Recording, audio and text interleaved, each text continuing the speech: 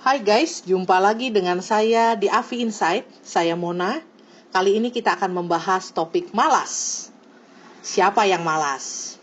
Baik, kita akan bahas topik malas dalam empat bagian, yaitu apa itu malas, lalu mengapa malas, ciri-ciri orang malas, dan kiat atasi malas. Nah guys, gue yakin bukan hanya gue yang pernah malas. Semoga lu juga pernah nemenin gue. Tapi sebetulnya kalau kita ngomongin males, apa sih itu males? Males itu adalah ketika lo perlu atau wajib melakukan sesuatu, tapi lo gak seneng melakukannya, gak senang hati. Karena mungkin lo mempertimbangkan besarnya usaha, susah payah harus melakukan itu gitu ya. Nah itulah kondisi dimana kita malas. Itu adalah pengertian malas. Contohnya, lu tahu bahwa di tengah zaman COVID-19 kayak gini di rumah, ya lu juga gak maulah tinggal di rumah yang kotor-kotor banget gitu ya. Jadi lu ngerasa ya siapa lagi kalau bukan lu yang harus bersihin rumah. Tapi lu pada mungkin sesekali ngerasa bahwa aduh enggak deh, ntar deh, apalah gitu ya. Yang akhirnya kita katakan sebetulnya saya harus, tapi saya tidak senang melakukannya. Itulah yang disebut malas. Nah pertanyaannya, kenapa sih kita itu suka males? Ini ada seorang ahli yang namanya Burton, tahun 2014. Dia menulis artikel tentang laziness gitu ya. Dia mengatakan ada 3 orang itu kenapa bisa malas, mengalami kemalasan.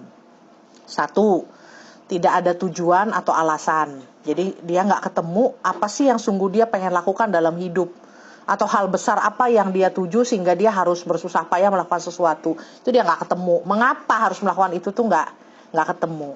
Yang kedua, kalau toh dia misalnya punya alasan mengapa harus melakukan sesuatu, tapi dirinya dipenuhi ketakutan. Yang dimaksud ketakutan tuh apa sih guys? Ya, di sini tuh yang dimaksud ketakutan tuh dia tuh takut sukses guys. Mungkin aneh kelihatannya, kok ada orang takut sukses.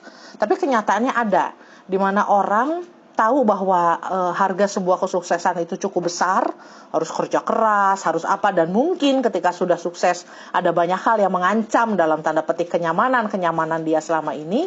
Dia nggak siap untuk sukses, atau dia pengen sukses, takut sukses, tapi dia menyabotase dirinya gitu ya. Karena takut sukses itu dia menyabotase. Jadi ketika dia udah hampir sukses, dirinya akan bilang, udahlah, lu mah nggak layak dapat sukses misalnya ya guys. Ada banyak cara sabotase diri, tapi salah satunya itu. Ketika lu mau sukses, lu udah tekad sukses, lu berusaha untuk sukses, tiba-tiba di dalam diri lu kenceng lah suara mengatakan bahwa lu tuh nggak layak sukses.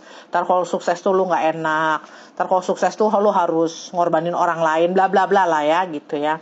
Nah, atau lu percaya dirinya nggak cukup guys. Itu juga menakutkan. Kalau kita percaya diri kita nggak cukup, kesuksesan itu terlihat sangat menakutkan ya kan guys. Nah lalu yang ketiga, mengapa malas, itu ada hopeless. Lu tuh kayak gak punya harapan, lu gak punya jalan keluar dari masalah-masalah lu, or lu tidak berdaya.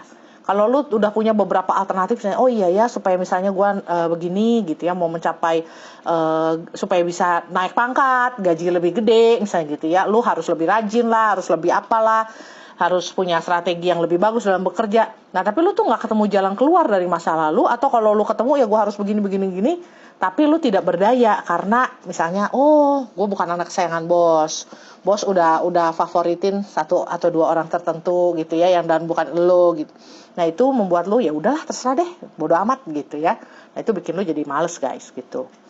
Nah sekarang ciri-ciri orang malas ya, ini menurut Burton lagi nih tahun 2014. Lu boleh lo baca artikelnya Burton ya di Google.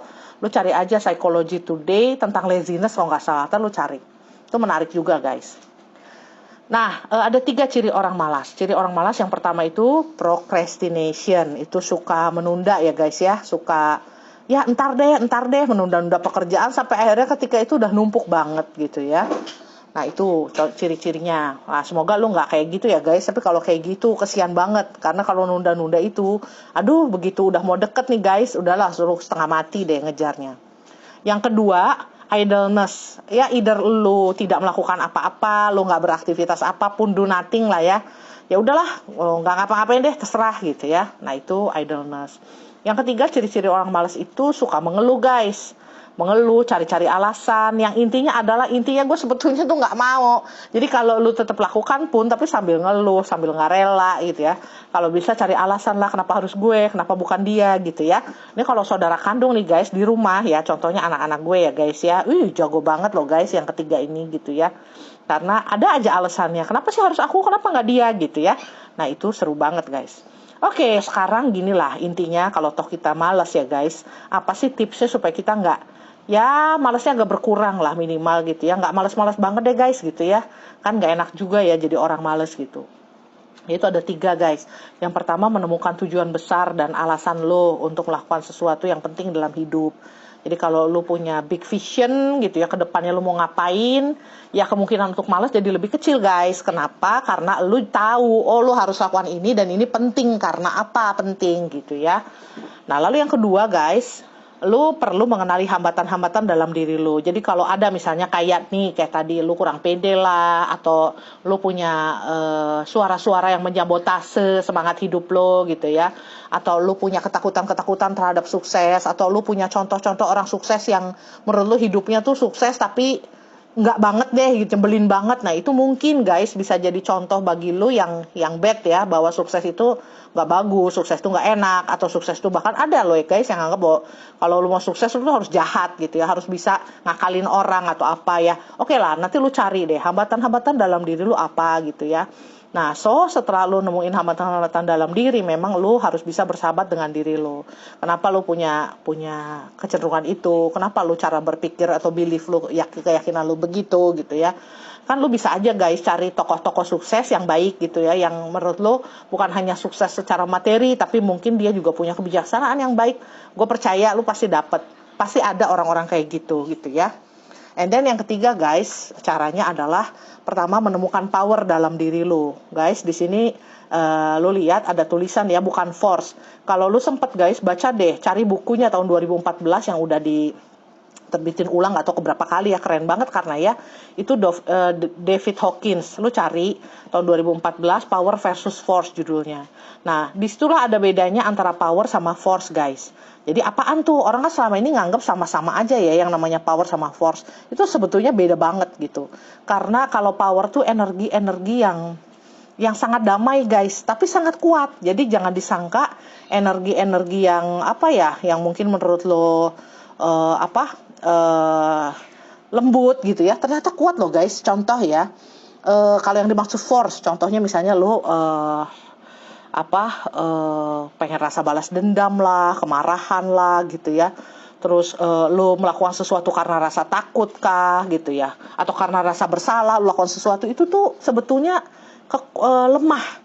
Dalam artian kalau disebut daya untuk berubah gitu ya, daya dorongnya itu tuh lemah. Coba bandingkan dengan kekuatan kalau lu melakukan sesuatu karena lu mencintai, karena lu punya semangat, karena lu menginginkan kedamaian, makanya lu berjuang lebih misalnya ya. Itu kuat banget guys. Nah, tapi kapan-kapan kita akan bahas ya guys, antara power versus force. Menurut gue ini menarik sekali sih untuk diangkat. Tapi nanti kita akan bahas di kapan-kapan gitu ya guys ya, di topik yang berbeda. Intinya, kalau lu bisa menemukan power untuk apa lu hidup gitu ya, bahwa lu tuh menginginkan kedamaian, karena lu mencintai seseorang atau mencintai negara ini, itu kuat guys, dibandingkan kalau karena lu benci, karena lu ingin balas dendam, atau karena lu takut, maka lu melakukan sesuatu. Itu betul-betul beda banget guys. Nah, gue berharap lu bisa menemukan power dan bukan force gitu ya. Oke guys, begitu FI Insight hari ini. Semoga berguna ya guys. Saya Mona Sugianto, MC Psikolog. Selamat mencintai dan selamat berkarya.